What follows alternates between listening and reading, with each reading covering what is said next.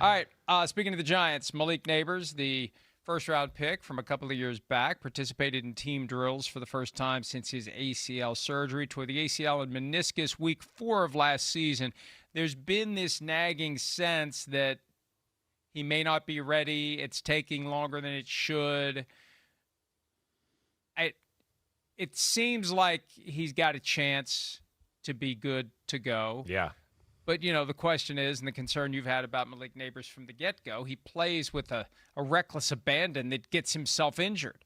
And he's got to learn to find the balance between being as effective as he can be, but putting himself in spots where he's going to be right back at the drawing board recovering from his next injury. Because he just has that over-the-top passion that, and I respect that. Totally. But you're gonna be lather, rinse, repeat, going through surgery, rehab, doing everything you can to get yourself ready to play again. Yeah, it's pedal to the metal every play with him, right? We've seen him and put himself and his body, even without physical contact, in so many awkward, crazy positions because, he goes for it, which makes him a lot of fun to watch. And, I think there was worry with the Giants. He got that second knee procedure, went to that doctor down in Dallas who we know is kind of the expert in the knee and all that. So I think there was concern, but I think we're out of the concern window now, at least for Malik Nabers. I think things are definitely looking optimistic. And, Mike, I mean, really, you could make a case that I don't know if the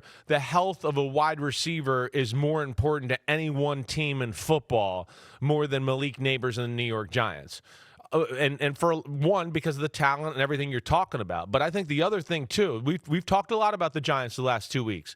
The one thing we've sat here and said is, hey, Harbaugh, Joe Shane, they've gotten this team back to looking like a New York Giant football team. They're big on both sides. They're not going to be physically overpowered or overmatched by any team in football. Not saying they're going to win those games, but they're not going to be physically overmatched. But if you look at their team and go, hey, if there was one thing I could look at to go, I'm a little concerned with or is a little flaw, is playmakers on the offensive side of the ball.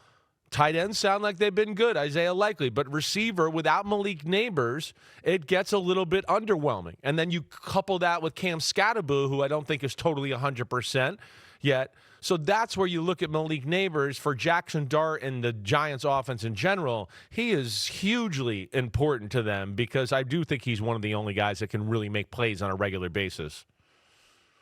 Malik Nabers, Darius Slayton, Calvin Austin III are the expected starters with Malachi Fields, Darnell Mooney, and Braxton Berry as second string. It's jarring to see Odell Beckham Jr. buried on third string. If he doesn't get higher than third Juju's string, at fourth string, right? I mean, it is. It's funny to see Juju any of those ain't names be there.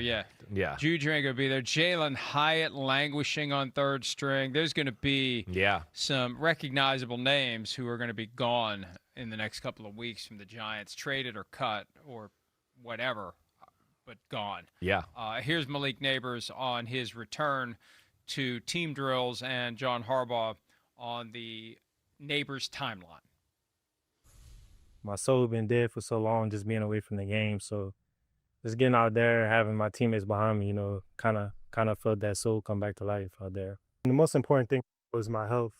So I'm taking each step accordingly, or just making sure my body feels good with taking the next step week by week or day by day or whatever they want to do. So just letting them know how my body feels just so I can take it more. Is he on schedule for week 1? I think we just got to go with the process. I mean, you can't really say, you can hope. Sure, I hope he was out there. I'm praying for it, certainly. But we'll see. How important of a step is today? Important. Yeah, you got to get back in the team. Once you get back into the team periods, that's a big first step. Big first step back in the team period, working his way back. It really is weird. He's only been around for 2 seasons. Yeah. It feels like he's been around a lot longer than that. I had to just check that to make sure. He was the draft. It was him, Marvin Harrison Jr.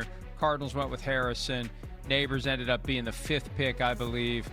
Played 15 games in 2024, made the Pro Bowl, and was 5th on the AP Rookie of the Year offensive side voting. Only 4 games last year. Had 1,200 yards as a rookie. I mean, it's easy to forget because the train keeps rolling without a guy. But this is a guy who can who can get it done, and they need to get him paired with Jackson Dart in that offense and see where it can go. Yeah, I mean, 1,200 yards too with, not the greatest support system and offense working around him. He was really the marquee guy right from the get-go. I think what we know, he's capable of special things. Malik Nabers, as you have said, and we've been watching on Sundays together over the last few years, I mean, he's got special ability. He's one of those guys that we talk about, from time to time. He can catch a slant and go 60 with it. He can jump over somebody and catch a ball 50-50 wise and contort his body and put it in some weird position and still catch the ball that way. But, yeah, they need him. They do. This is playmakers is the one thing I worry about. And you rattled off those other names. Yeah, there's some good players there, but they've never really had to hold down the fort or been a consistent piece of any offense. Calvin Austin being from the Steelers, he was kind of a little gadget guy that helped out here and there. He could play the slot. Darius Slayton, he's a guy that Giants fans are very, in between about. He's a little bit of a skinnier frame. He can fly down the field, but he's had injuries and hasn't always been the most consistent. Darnell Mooney, who you brought up, coming from Atlanta, he's a guy that's been injured a lot. They're excited about Malachi Fields, the kid they drafted out of Notre Dame, but they need Nabers. Nabers is a superstar. Nabers has the type of talent to be an all-pro and really be a game changer for them. And then I think when you couple that with Jackson Dart, who is a damn good quarterback, but scramble drill like we saw last week in the Vikings preseason game and him making plays off schedule, that's such a big part. And that's where that could be just so dangerous with Malik Nabers and Jackson Dart combination together. I had this image when John Harbaugh said as to Nabers returning week 1, when he said, "I'm praying for it." I just got this clear picture of John Harbaugh on his knees, elbows on the mattress, hands folded together, including in his nightly prayers, "Please, God, let Malik Nabers be back for week 1." So I'm sure plenty of Giants fans literally knees on the floor, elbows on the mattress, praying for Malik Nabers to be there when the season starts Sunday night against the Dallas Cowboys. Yeah, they need somebody to take some pressure off. And they need somebody to where, okay, hey, we are trying to run the ball. We're being physical. Oh, okay, they're going to load the box. Whoa, we got one-on-one out here. Oh, Deron Bland, he wants to go one-on-one with Malik Nabers. All right, well, they'll have something for him. And that's where, of course, he's just such a great chess piece because he is the type of talent, too, that when he kind of gets hot, yeah, teams are going to start going, hey, let's put a safety over the top of him. Let's protect with him a little bit. But almost just like Jackson Dart and Cam Scatterbo, they have a recklessness in which they play, which is crazy, and you love it, and it's fun to watch. But there's a part where you just go, hey, let's just dial it back like 2 or 3%. So we're all available to play this season. And I think that's another big part. This Giants team's going to be better. How good, I don't know. But I think we both agree they're going to be a pain in the butt. They got a lot of good things on paper.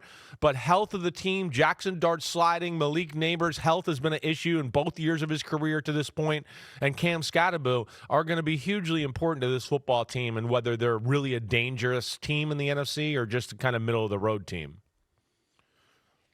If the prayers to heal Malik Nabers don't work, John Harbaugh does know a certain doctor who has magical healing powers. He could take him down I-95 and have what are you talking about? Lightning bolts. Oh, you're talking about Dr. Jesus? Dr. Healing. Jesus down there? I'm talking about Dr. Jesus. Okay. Talking about Dr. Jesus. I was like, wait, what are you talking about? You won't- lost me for a second. If you can't get an appointment with Jesus, then just get in touch with Dr. Hey, Jesus. Dr. Jesus, he's one up on Jesus. He's got a doctor's degree, so Jesus doesn't have that. So, yeah, that's important.